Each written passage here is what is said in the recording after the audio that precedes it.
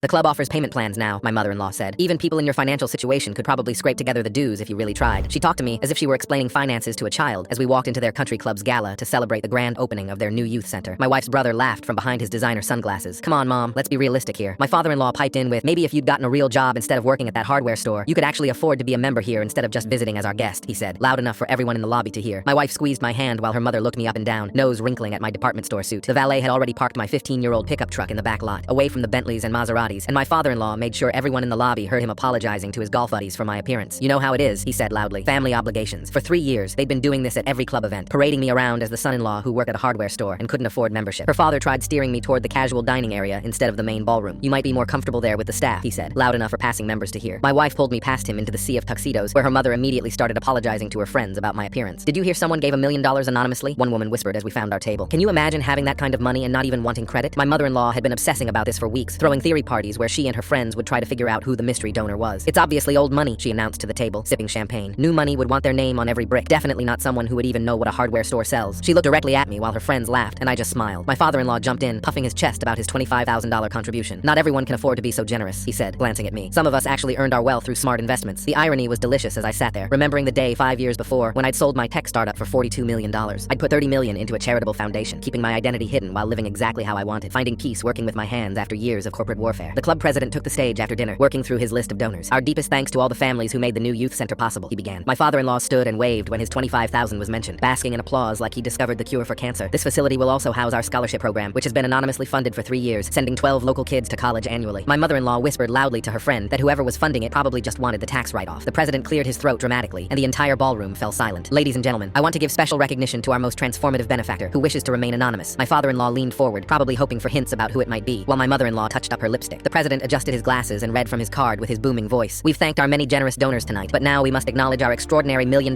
benefactor whose single gift made this entire center possible. He paused for effect, then continued reading smoothly from his card. Our deepest gratitude goes to, and then he said my name instead of anonymous donor, not catching his mistake as he continued, whose foundation has been quietly supporting our community for years. He smiled at the anticipated applause, but instead found dead silence. The president looked up confused and saw every head turn toward me in the back row. He looked down at his card again, his face going pale as he realized what he'd just done. Wait, that was supposed to say anonymous? He stammered into the microphone. My father-in-law's face went from red to white to purple, while my mother-in-law's mouth opened and closed like a gasping fish. That's impossible, my father-in-law choked out, rising from his chair. He works at a hardware store. His truck is like 100 years old. There's been some mistake. I stood up slowly, my voice carrying across the silent ballroom. No mistake, I said, though I'm starting to wish I'd added that $1 million to what I give to trade school programs, or the agricultural co-ops, or the food banks that actually serve people who need help. You know, the places that get the other $11 million my foundation gives out every year. My wife took my hand, and we walked out through the grand ballroom doors, leaving the entire country club elite to process that the man they deemed unworthy had been carrying their charitable reputation on his back.